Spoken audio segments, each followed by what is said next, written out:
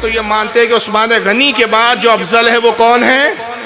مولا علی ہے، مگر انہوں نے یہ عاجزی کی کہ نہیں میں تو ایک عام مسلمان ہوں، لیکن جہاں تک افضلیت کی بات ہے، افضلیت کے دعوے کی بات ہے، خود علی نے اپنی زبان ولایت سے خود فرما دیا کہ رسول اللہ کے بعد، انبیاء کے بعد سب سے افضل ابو بکر صدیق ہے۔ میرے صحابہ میں اگر اختلاف واقع ہو جائے، آپس میں کچھ باتوں کو لے کر ایک دوسرے کے نظریے کے خلاف ہو جائیں، تو اے پروردگار اس وقت تیرا کیا حکم ہوگا؟ فَأَحْوَى إِلَيَّ يَا مُحَمَّدُ إِنَّ أَصْحَابِكَ عِنْدَ بِمَنْزَلَةِ النُّجُومِ فِي السَّمَاءِ۔ اللہ تعالیٰ نے وحی نازل کی اللہ کے رسول کی طرف، اور وحی یہ کی گئی کہ اے میرے محبوب اگر تیرے صحابہ میں اختلاف بھی ہو جائے تو تیرے تمام صحابہ میرے نزدیک آسمان کے چمکتے ہوئے ستاروں کی طرح ہے۔ تیرے صحابہ کا مقام میرے نزدیک کیسے؟ جیسے آسمان میں روشن چمکتے ہوئے ستارے، بعد ہوا اقوا من بعد، اور ان میں بعض سے قوی ہے، فضیلت کے اعتبار سے، افضلیت کے اعتبار سے بعض پر فوقیت رکھتے ہیں، درجے میں بلندی رکھتے ہیں۔ وَلِكُلِّ نور، مگر یہ سب کے سب نور ہے، سب کے سب نور ہدایت ہے، ان سے ہدایت ملیں گی۔ فَمَنْ أَخَذَ بِالشَّيْءٍ مِّمَّا هُمْ عَلَيْهِ مِنْ اخْتِلَافِهِمْ عِنْدِي عَلَىٰ خدا، اور رب نے فرمایا کہ اگر ان میں اختلاف بھی ہو جائے تو میرے محبوب تو غم نہ کر، فکر نہ کر، تیرا ہر صحابی میرے نزدیک ہدایت پر ہی ہوگا۔ ان میں اگر آپس میں کچھ بات پہ اختلاف ہو جائے تب بھی وہ کس پر ہوں گے؟ ہدایت پر ہوں گے۔ اور پھر آقا فرماتے ہیں قال رسول اللہ صلی اللہ علیہ وسلم، حضرت عمر کہتے ہیں پھر آقا نے اس کے بعد یہ جملے ارشاد فرمائے، اصحابی کا نجوم فبأیہم اقتدیتم اہتدیتم۔ آقا نے کہا لوگوں آگاہ ہو جاؤ، میرے صحابہ ستاروں کی مانند ہے، ان میں سے تم جس کی بھی پیروی کرو گے ہدایت پالو گے، جس کی بھی اتباع کرو گے تم ہدایت یافتہ ہو جاؤ گے، کامیاب ہو جاؤ گے۔ تو رسول اللہ کا ہر صحابی ہدایت یافتہ اور ہدایت دینے والا ہے۔ یہ حدیث مشکات شریف کے الفاظ میں نے پڑھی، جس کو صاحب مشکات نے باب مناقب الصحابہ میں نقل کیا، حدیث نمبر 6018۔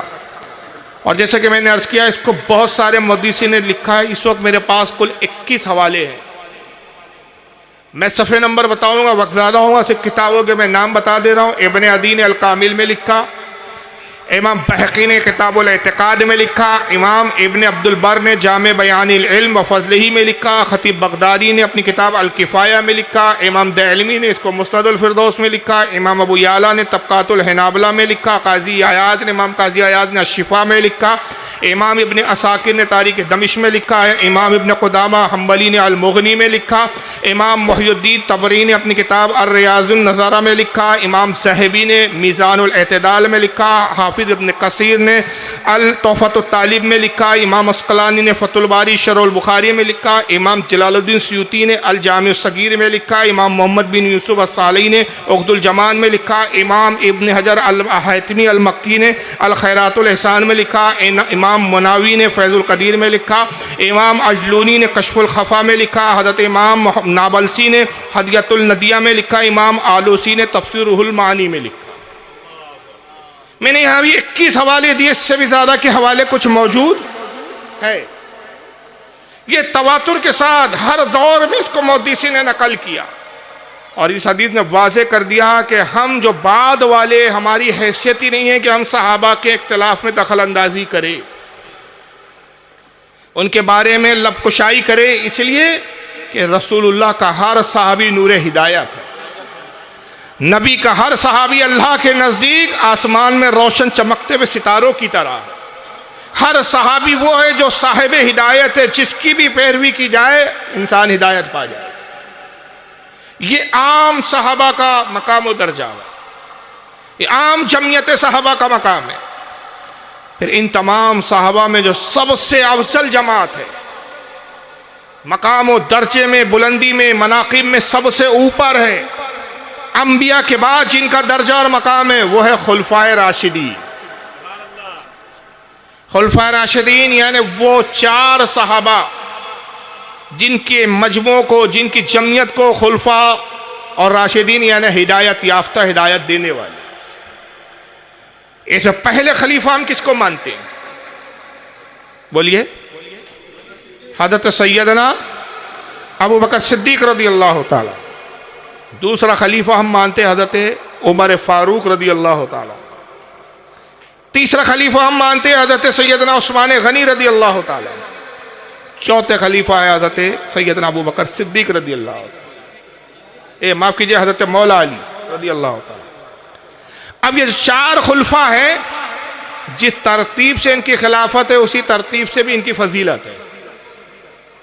امام طحاوی رحمۃ اللہ تعالی علیہ العقیدۃ الطحاویہ ان کی عقائد کی کتاب ہے، اس میں بڑا پیارا جملہ نقل کرتے ہیں۔ وہ کہتے ہیں تمام صحابہ میں ابو بکر صدیق سب سے افضل ہے، اس پر تمام امت کا اجماع ہے، کسی کا اختلاف نہیں۔ اہل سنت میں کسی کا اختلاف، پہلا فرقہ جس نے اس سے اختلاف کیا وہ دو فرقے تھے۔ پہلا فرقہ تھا شیعہ، جس نے اختلاف کیا اور کہا کہ نہیں، ابو بکر پہلے نمبر پر نہیں ہے، صحابہ میں حضور کے اصحاب میں سب سے پہلے نمبر پر مولا علی ہے۔ پھر انہوں نے صرف یہاں تک رکے نہیں، وہ اس بات کو لے کر کہ حضرت ابو بکر سے افضل وہ حضرت علی کو قرار دے رہے تھے، انہوں نے نعوذ باللہ حضرت ابو بکر صدیق حضرت عمر کی شان میں توہین کرنا شروع، گستاخیاں کی، جھوٹے واقعات اور جھوٹے قصے گڑھے ان لوگوں۔ ان صحابہ کی اہمیت کو گھٹانے کے لیے، امت میں فتنہ برپا کرنے کے لیے ایسی ایسی کہانیاں اور ایسے ایسے قصوں پہ گڑھ گڑھ کے کتابیں لکھی گئی کہ آج ایک بڑا طبقہ جو اپنے آپ کو شیعہ کہتا ہے اب ان کہانیوں کو حقیقت سمجھنے لگا۔ یہی ان کے اعتقادات ہے۔ اب وہاں تک تو ٹھیک تھا، وہاں تک ایک گنجائش تھی کہ بھائی یہ حضرت علی کو حضرت ابو بکر سے افضل قرار دے رہے تھے، اس پر کفر کا حکم نہیں ہے۔ ہاں، حضرت ابو بکر صدیق کی اگر صحابیت کا کوئی انکار کرے، یہ کہے کہ حضرت ابو بکر صدیق صحابی رسولی نہیں، ہم ان کو صحابی نہیں مانتے، معاذ اللہ ہم ان کو کافر مانتے، اسلام سے خارج مانتے، تو اس شخص کے بارے میں اہل سنت کا اس بات پر اجماع ہے کہ ایسا شخص دائرہ اسلام سے خارج ہے، مسلمان نہیں۔ لیکن حضرت علی کو اگر افضل قرار دے ابو بکر صدیق پر، تو اس پر ہمارے علماء کہتے ہیں ایسا شخص گمراہ ہے۔ لیکن شیعوں نے صرف اس عقیدے پر اکتفا نہیں کیا، اگر وہ صرف اتنا ہی عقیدہ رکھتے کہ ابو بکر سے ہم افضل مانتے، حضرت علی کو حضرت عمر سے افضل مانتے، تو ان پہ گمراہیت کا حکم لگتا، مگر انہوں نے نعوذ باللہ من ذالک حضرت ابو بکر اور حضرت عمر کو منافق تک کہا، اسلام سے خارج بتایا۔ ان کی طرف ایسے من گھڑت قصے اور واقعات گڑھے کہ جس کو سن کر آپ حیران ہو جائیں گے کہ یہ ایسا ہونا ممکن ہی نہیں ہے۔ باشعور آدمی کی عقل گواہی دیں گی کہ یہ ممکن ہی نہیں ہے، بعید ہے کہ ایسا ہو، رسول اللہ کے صحبت یافتہ ہو، رسول اللہ کے رشتے میں ہو، رسول اللہ کی قربت اختیار کرنے والے ہو، اور معاذ اللہ اس طرح کے ان کے افعال اور حرکات ہو، ایسا ہونا ممکن نہیں۔ شیعوں کے بعد ایک فرقہ اور آیا جس کو تفصیلی فرقہ کہا گیا۔ تفصیلیوں کا البتہ یہ عقیدہ رہا کہ وہ حضرت علی کو ابو بکر صدیق پر فوقیت دیتے تھے، درجے میں افضلیت میں بلند مانتے تھے، پہلے نمبر پر حضرت علی کو رکھتے تھے، باقی صحابہ کی ادب کرتے تھے، حضرت ابو بکر صدیق کو صحابی بھی مانتے تھے، ادب و احترام بھی کرتے تھے، صرف افضلیت کے معاملے میں حضرت علی کو پہلے نمبر پہ لاتے تھے۔ ہمارے علماء نے تفضیلی فرقے کو گمراہ اور بددین قرار دیا۔ آج البتہ اگر آپ دیکھیں تو تفضیلی فرقہ وجود میں نہیں ہے۔ اعلیٰ حضرت فاضل بریلوی فتح رضویہ میں ایک جگہ فرماتے ہیں کہ اگر آج کوئی ایسا شخص ملے اور جو یہ کہے کہ بھائی میں تو صرف حضرت علی کو افضل مانتا ہوں لیکن میں صحابہ کا ادب کرتا ہوں، حضرت ابو بکر کا بھی ادب کرتا ہوں، حضرت عمر کا بھی ادب کرتا ہوں، یعنی اپنے آپ کو تفضیلی ظاہر کر، اعلیٰ حضرت فرماتے جھوٹا ہے، قریدو تو رافضی شیعہ نکلے گا۔ اور اس وقت ہم نے آزمایا کئی ایسے لوگوں کو کہ گفتگو یہاں سے شروع کرتے ہیں کہ نہیں صرف ہم حضرت علی کو افضل مانتے، باقی تو ابو بکر صدیق کا احترام ہے، حضرت عمر کا بڑا احترام ہے ہمارے دل میں،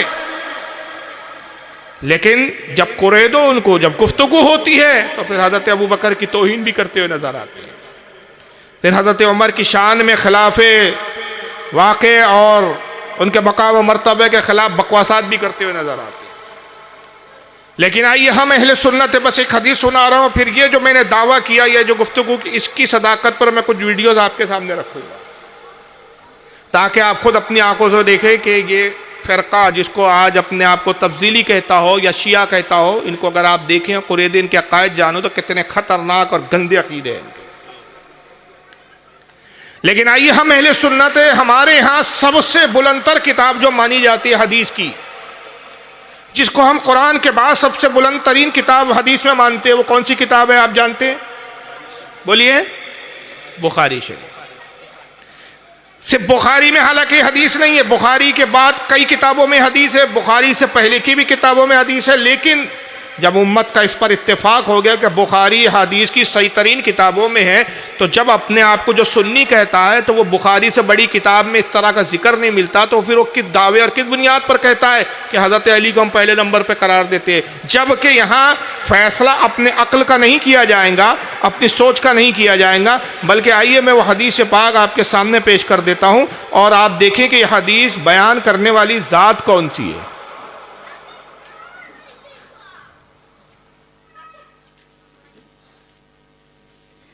درود شریف پڑھے آپ، اللہم صلی علی سیدنا مولانا محمد عدد ما فی علم اللہ علیہ وسلم صلاۃ و سلام علیک یا۔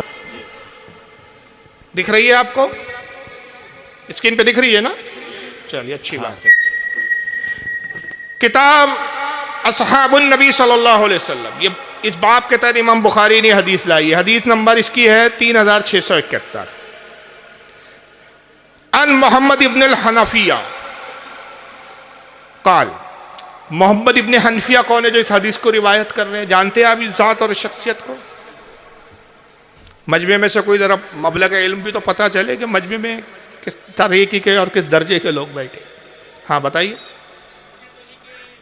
ماشاءاللہ، سلامت رہے، بشعور مجمع اس کا مطلب۔ محمد ابن حنفیہ مولا علی کے صاحبزادے، حضرت سیدہ فاطمہ کے انتقال کے بعد حضرت علی نے دوسرے نکاح کیے، تو جو سب سے پہلے بیٹے پیدا ہوئے، دوسری جو حضرت ام بنین نامی خاتون سے غالباً نکاح کیا، ان سے جو ایک صاحبزادے پیدا ہوئے، وہ صاحبزادے کون تھے؟ محمد ابن حنفیہ۔ لیکن پھر آپ سوال کریں گے کہ حضرت علی کے جب بیٹے ہیں تو محمد ابن علی ہونا چاہیے، محمد ابن حنفیہ کیوں نام ہے؟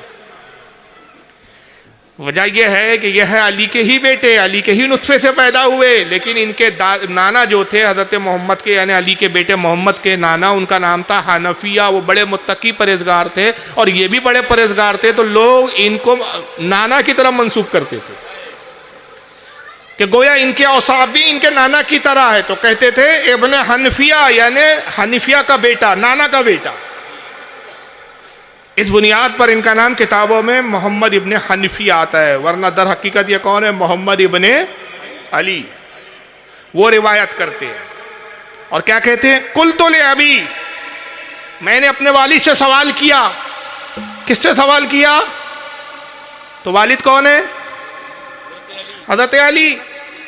کہتے ہیں میں نے مولا علی سے سوال کیا، ای الناس خیر بعد رسول اللہ صلی اللہ علیہ وسلم، اے ابا جان ہے بابا جان بتائیے رسول اللہ کے بعد سب سے افضل کون ہے؟ ان کی نگاہ دیکھ رہی تھی آنے والے زمانے میں ایسے لوگ آئیں گے جو اس افضلیت کا میٹر چھیڑ دیں گے، تو پیشگی انہوں نے سوال کر دیا تاکہ میں حجت اور دلیل اپنے والد کے قول کو ہی پیش کر کے قائم کر دوں۔ کہا ہے بابا جان بتائیے لوگوں میں رسول اللہ کے بعد، بعد رسول اللہ صلی اللہ علیہ وسلم، رسول اللہ کے بعد تمام لوگوں میں سب سے افضل کون ہے؟ مولا علی نے جواب میں کیا کہا؟ قال ابو بکرین، کہا سنو وہ ابو بکر صدیق۔ سبحان اللہ، سبحان اللہ، کیا بات ہے۔ اب جو علی کا ماننے والا ہے تو وہ علی کا کیسے ماننے والا ہے کہ جب علی کہہ رہے ہیں کہ سب سے افضل ابو بکر ہے اور یہ کہتا نہیں میں ابو بکر کو افضل نہیں مانوں گا، میں علی کو مانوں گا، تو علی کی بات کا جو انکار کرے وہ علی والا ہو سکتا ہے؟ وہ ہرگز علی والا نہیں ہو سکتا۔ تو دعویٰ کرنا اور ہے، دعوے پہ کھڑا اترنا اور ہے۔ قلت ثم من، پھر حضرت محمد ابن حنفیہ کہتے ہیں میں نے پھر پوچھا ان کے بعد کون افضل ہے؟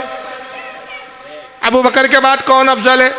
قال ثم عمر، کہا ان کے بعد حضرت عمر افضل ہے۔ اب محمد ابن حنفیہ خود اپنے دل کی حالات بتا رہے ہیں، آخر وہ بھی ایک بشر تھے، انسان تھے، ہر بیٹے کا دل چاہتا ہے کہ میرے والد کا بھی مقام بلند ہو، بالا ہو۔ انہوں نے دیکھا کہ میں تو سوچ رہا تھا کہ والد صاحب رسول اللہ کے بعد سب سے افضل ترین شخص میں اپنا نام لیں گے، مگر ابو بکر کا نام لے لیا۔ پھر خیال کیا ہو سکتا ہے ابو بکر کے بعد اپنا نام لے کے میں افضل ہوں، مگر ابو بکر کے بعد حضرت عمر کا نام لے لیا۔ تو حضرت محمد ابن حنفیہ خود کہتے ہیں وَخَشِيَّتُ أَن يَقُولَ عثمان، مجھے اندیشہ ڈر ہوا کہ اگر میں نے پھر اسی طرح پوچھا ثم من، ان کے بعد کون افضل ہے، تو کہیں عثمان کا نام نہ لے لے۔ تو میں نے سوال کا انداز بدل دیا، میں تو یوں پوچھ رہا تھا ان کے بعد کون افضل، ان کے بعد کون افضل۔ اب میں نے ایسا نہیں پوچھا بلکہ کہا قل تو ثم انت، تو میں نے یوں سوال کر دیا حضور ان کے بعد تو آپ افضل ہے نا، تاکہ ہاں بول دے تو دلیل بن جائے۔ مگر مولا علی ان کی اس چالاکی کو بھی بھاپ گئے، جان گئے، اور کیا کہا قالا ما انا الا رجل من المسلمین، کہا نہیں بیٹے میں عمر کے بعد افضل نہیں ہوں، بلکہ میں تو مسلمانوں میں سے ایک عام مسلمان ہوں۔ یہ ان کی عاجزی ہے۔ اہل سنت و جماعت تو یہ مانتے ہیں کہ عثمان غنی کے بعد جو افضل ہے وہ کون ہے؟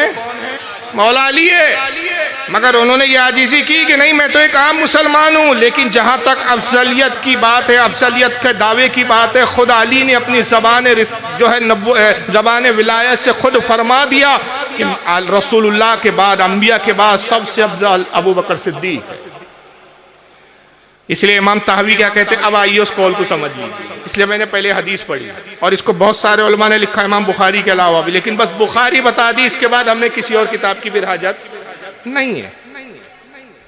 امام طحاوی رحمۃ اللہ علیہ فرماتے ہیں کہ ابو بکر صدیق پہلے خلیفہ ہے، اس لیے افضل نہیں ہے، اس لیے افضلیت پہ پہلے نمبر پر نہیں ہے کہ پہلے خلیفہ ہے، بلکہ وہ رسول کے بعد سب سے افضل ہے، اسی لیے ہی پہلے خلیفہ ہے۔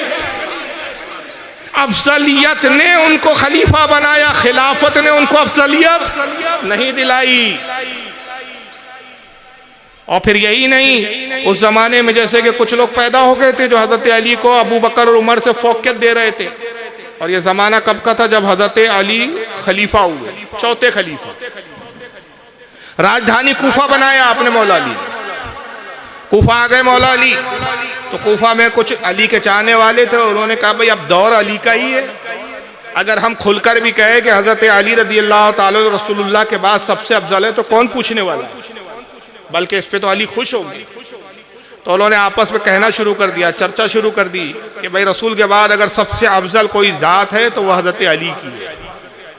یہ بات حضرت علی کے کانوں تک پہنچی۔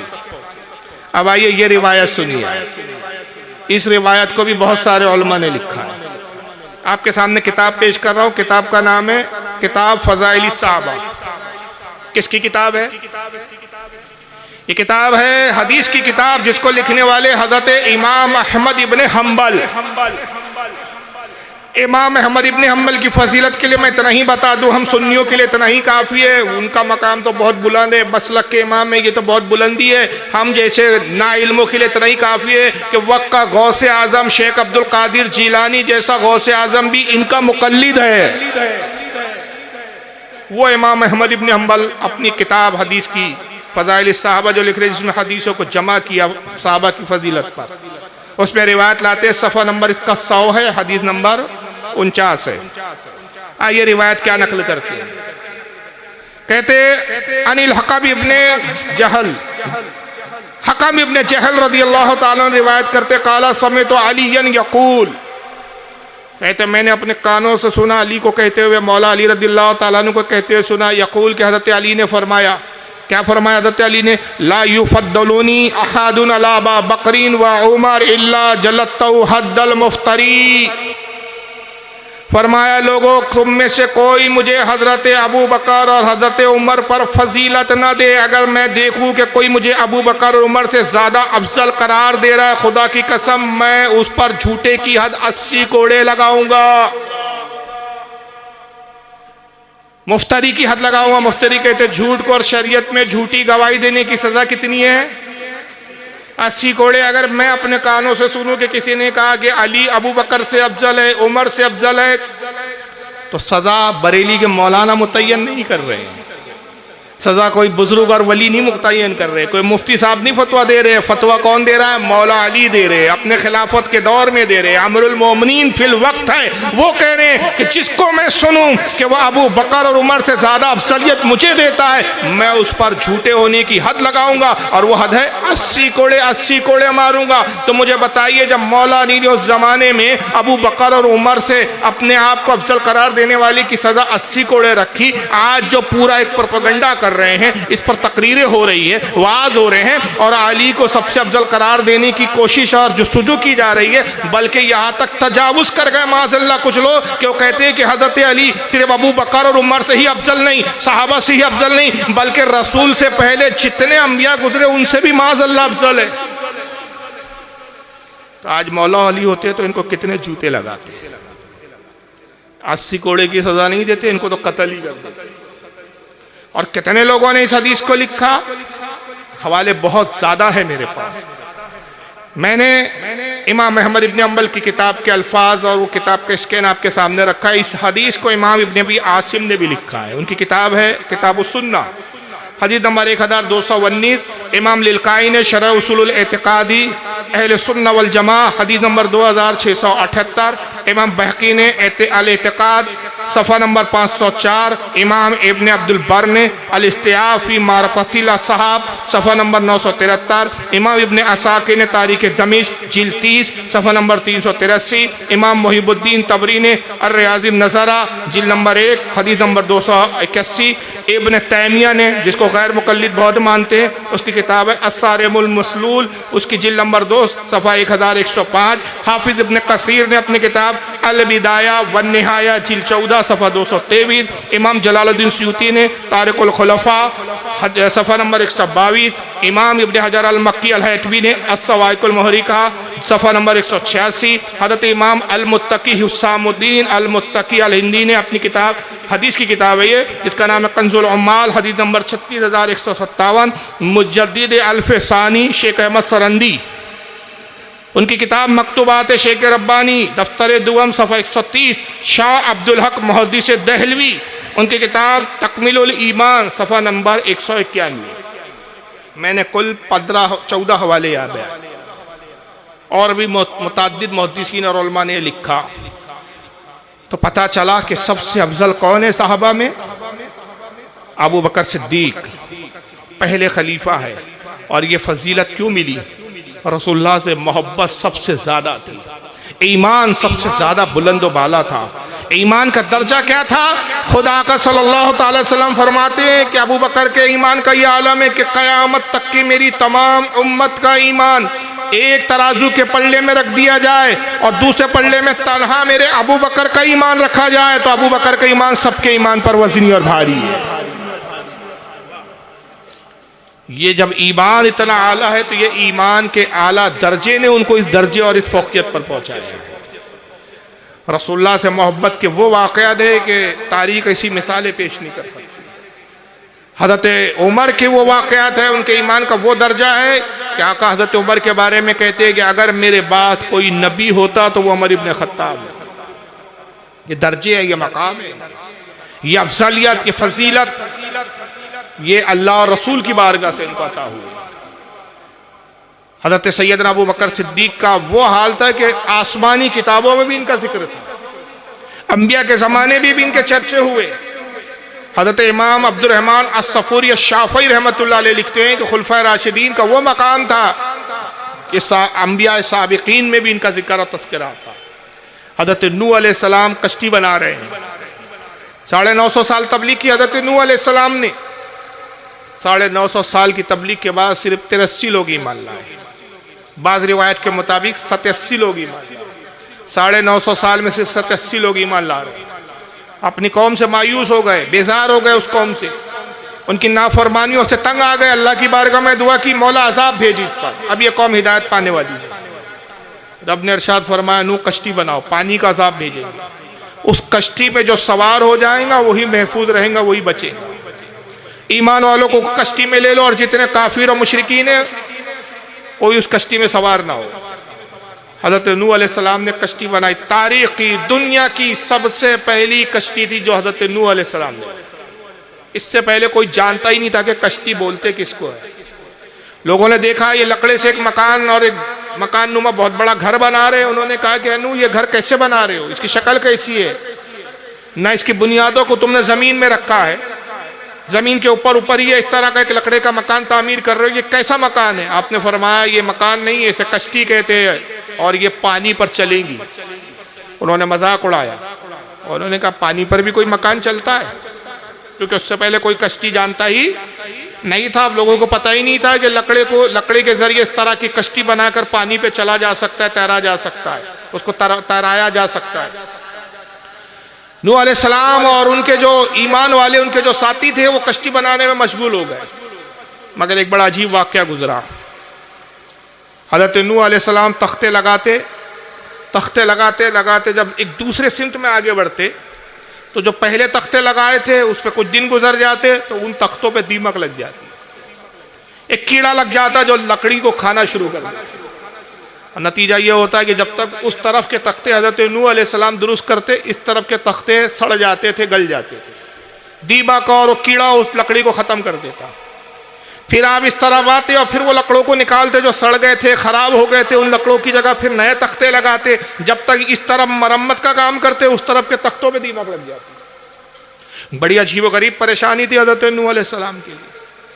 رب کی بارگاہ میں سجدہ ریز ہو گیا, مولا یہ کیسی مصیبت ہے, تیرا حکم ہے کہ میں کشتی بناؤں, تیرے حکم کی تعمیل میں کشتی تعمیر کر رہا ہوں, لیکن اے خالق کائنات ایک طرف لکڑی کے سڑتے ہیں, میں دوسری طرف اس کو جب نکال کے درست کرتا ہوں تو دوسری طرف کی لکڑیاں سڑتی ہے, جب اس طرف کی لکڑیوں کو درست کرتا ہوں تو اس طرف کی لکڑی خراب ہوتی ہے. اے رب قدیر یہ کیسی مصیبت ہے.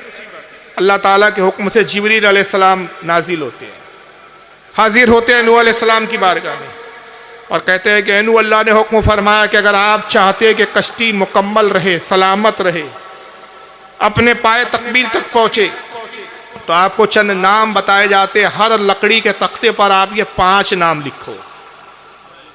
جب آپ یہ 5 نام لکھیں گے اللہ تعالیٰ اس کی برکت سے ان تختوں کو محفوظ رکھیں گا, اس کو دیمک اور لکڑی اس کو کھائیں گے نہیں, اس کو دیمک.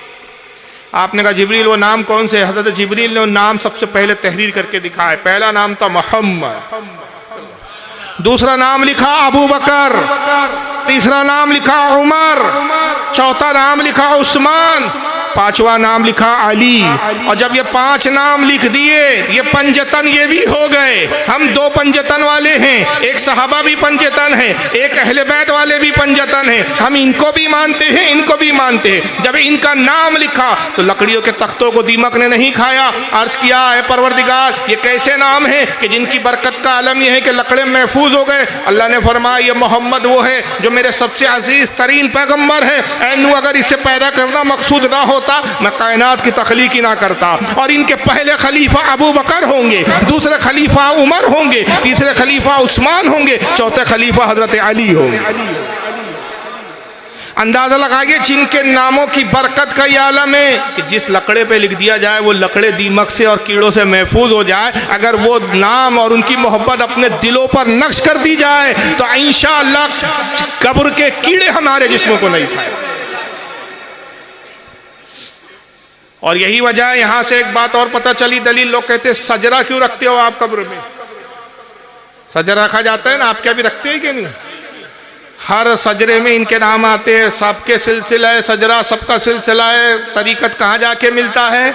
مولا علی پر پتہ چلا کہ نیکوں کے نام اگر ساتھ میں لے جاؤ تو اس کی برکت سے جسم بھی سلامت ہو جاتے, ایمان بھی سلامت ہو جاتا ہے.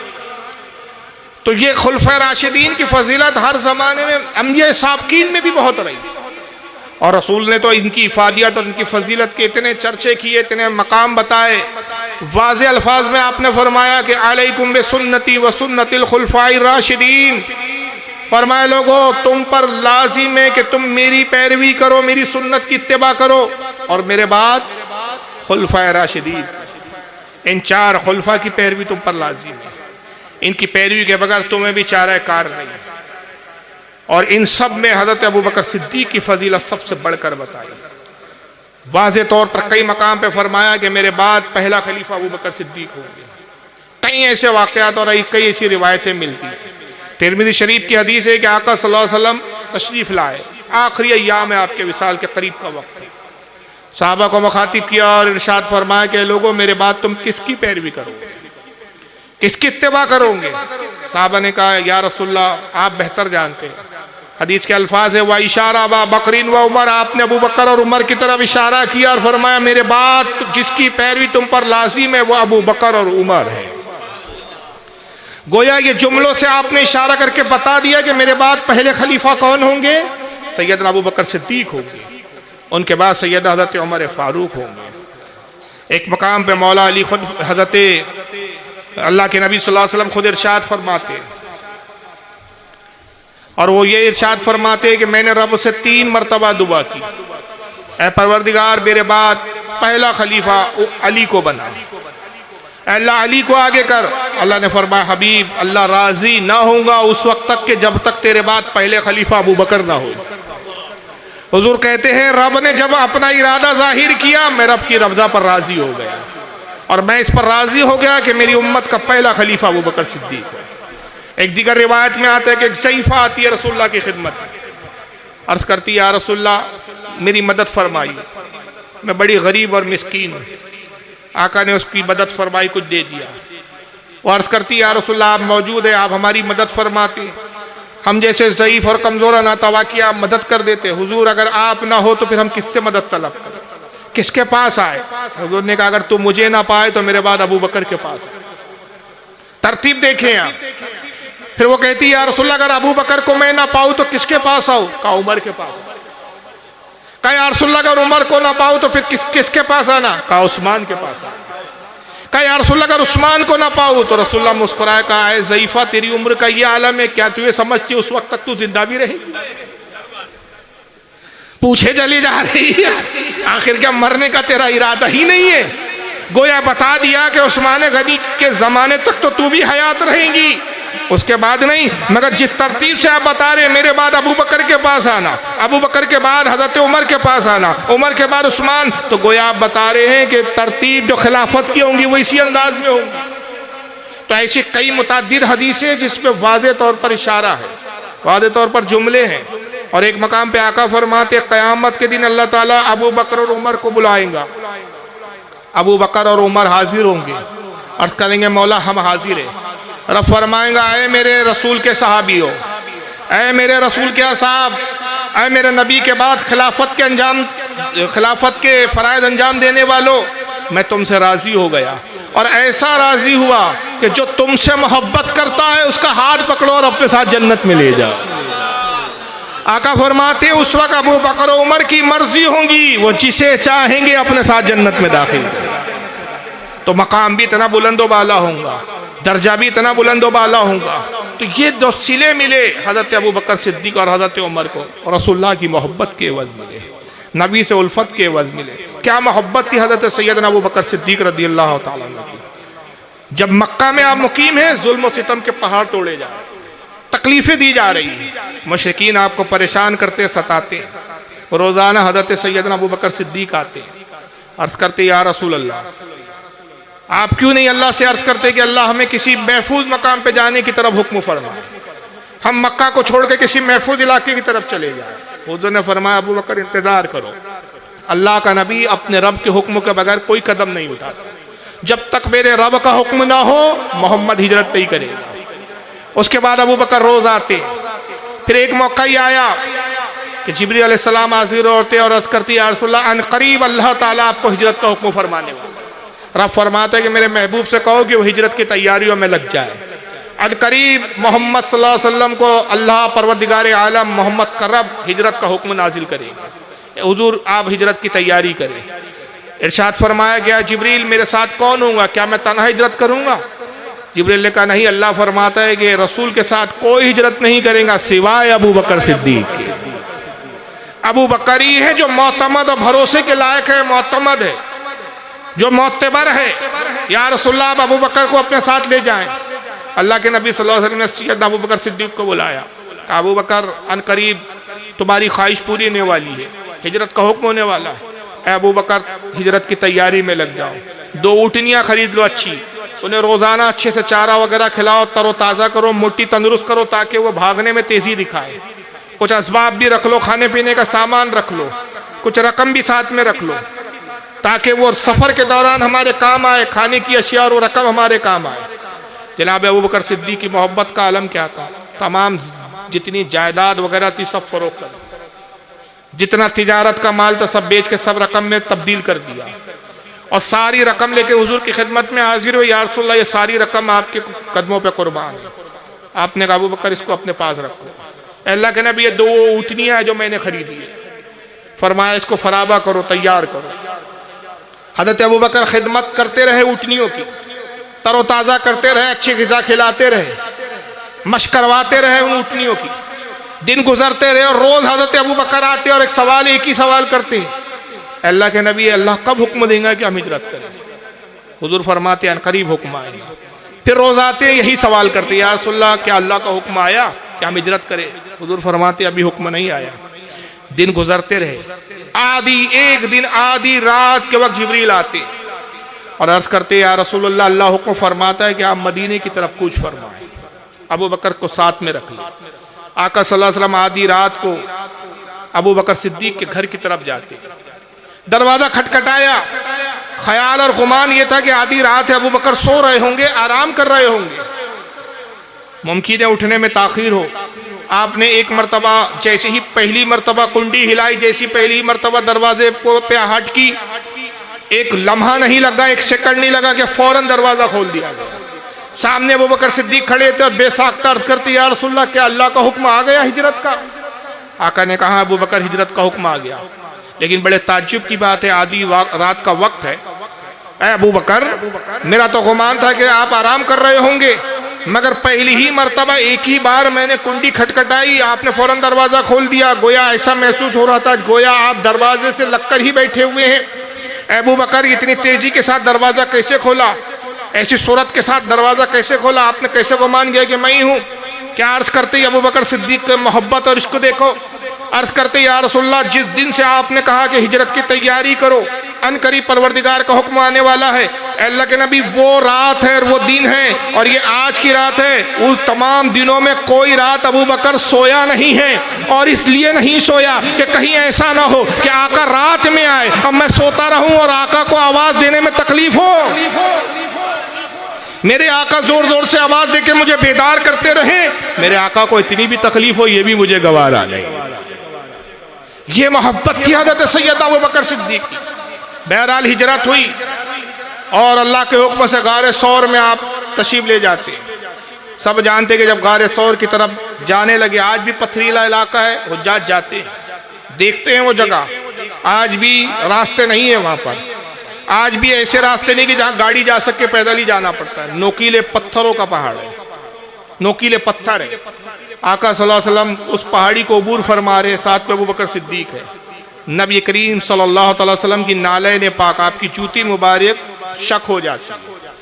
शक समझता है ना, इन्हें फट गई एक तरह से। सरकार ने अपनी जूती को वहीं पे उतार दिया, नालैन को वहीं उतार दिया। अब बढ़े ना पैर, आप उस पहाड़ की चोटी पर चढ़ रहे हैं, पत्थर चुभते हैं और जब पत्थर तेजी के साथ चुभ जाते, आका के पाए अकदक से खून मुबारक जारी हो जाए। सैयदना अबू बकर सिद्दीक ने जब ये देखा, मामला बर्दाश्त ना हुआ, बेचैन हो गए। अर्ज़ किया, या रसूल आप मेरे कंधे पे सवार हो जाए, मुझे गवारा नहीं कि हुजूर आपके पाए मुबारक में पत्थर चुभे और खून निकले, मैं गुलाम आपका हाजिर हूँ। हुजूर ने पहले इनकार किया, मगर अबू बकर का इसरार बढ़ता रहा, यहाँ तक कि अल्लाह के नबी सल्लल्लाहु अलैहि वसल्लम हज़रत अबू बकर सिद्दीक के कंधों पर सवार हो गए। जनाब सिद्दीक अकबर उस आलम में कि खुद भी बरहना पैर है, खुद भी पत्थर चुभ रहे हैं, मगर रसूलुल्लाह सल्लल्लाहु अलैहि वसल्लम को उस पहाड़ी की तरफ से वो जो है कांधे पर अपने दोष पर सवार किए हुए चले जा रहे हैं। अब आप सोचेंगे भाई ठीक है, इससे क्या बताना चाहते हो? मैं एक और दूसरा मंजर आपको दिखाना चाहता और बताना चाहता हूँ कि मकाम सिद्दीक कितना बुलंद है, मकाम सिद्दीक का आलम क्या है। एक मंजर ये है तारीख का, कांधा हज़रत सैयदना अबू बकर सिद्दीक का है, दोष मुबारक अबू बकर सिद्दीक का है, दोष पर नबुव्वत सवार है। एक मकाम वो है कि जब मक्का फतह होता है, आका सल्लल्लाहु अलैहि वसल्लम हरम काबा में तशरीफ़ लाते हैं और बुतों को गिराना शुरू करते हैं। सरकार के हाथ में दस्ते मुबारक में छड़ी है, जिस बुत की तरफ आप छड़ी से इशारा करते हो, बुत खुद ब खुद ज़मीन पे गिर जाता है, आपके कदमों में सजदा रेज हो जाता है। हर बुत को आका छड़ी से गिराते जा रहे हैं। ایک بڑا بت تھا حبل جس کا نام تھا، کعبے کی چھت پر تھا سب سے بڑا حبل۔ اب آقا کی چھڑی وہاں تک نہیں پہنچ پائی تھی کیونکہ حبل اوپر بیٹھا ہوا تھا، کعبے کی چھت پر تھا۔ سرکار نے کہا کہ علی کہاں ہے؟ مولا علی حاضر ہو، یا رسول اللہ میں حاضر ہوں۔ اے علی میرے کاندھے پہ سوار ہو جاؤ، اس بت کو گرا دو۔ سنا ہوں گا یہ واقعہ، اے علی میرے کاندھے پہ سوار ہو جاؤ، اس بت کو گرا دو۔ مولا علی بڑے ادب سے عرض کرتے یا رسول اللہ میری کیا جرأت و مجال کہ میں آپ کے دوش مبارک پر سوار ہوں۔ سرکار آپ میرے کاندھے پہ سوار ہو جائیے اور اپنے دست مبارک سے اس بت کو گرا دیجیے، میرا کاندھا حاضر ہے۔ مگر رسول اللہ کے الفاظ کیا ہے؟ مقام صدیقیت بتا دیا آقا نے فتح مکہ کے وقت، کیا ارشاد فرمایا علی تم میرے کاندھے پر ہو جاؤ، یہ میرا حکم ہے، اور میں تمہارے کاندھے پہ سوار اس لیے نہیں ہو سکتا کہ میں ولایت کا بوجھ اٹھا سکتا ہوں، تم نبوت کا بوجھ نہیں اٹھا سکتے۔ جب علی کی سواری کی بات آئی تھی تو کہہ دیا کہ جو ولایت کا درجہ ہے وہ نبوت نہیں اٹھا سکتا، مگر ابو بکر صدیق کی ولایت اتنی اعلیٰ درجے کی ہے کہ وہ نبوت کا بوجھ اٹھا رہی ہے۔ ابو بکر کو نہیں کہا، اس لیے محدث اعظم نے فرما دیا، محدث اعظم عرض کرتے ہیں مرتبہ صدیق کیا پوچھتے ہو سید، ہر فضیلت کے وہ جامع ہیں نبوت کے سوا۔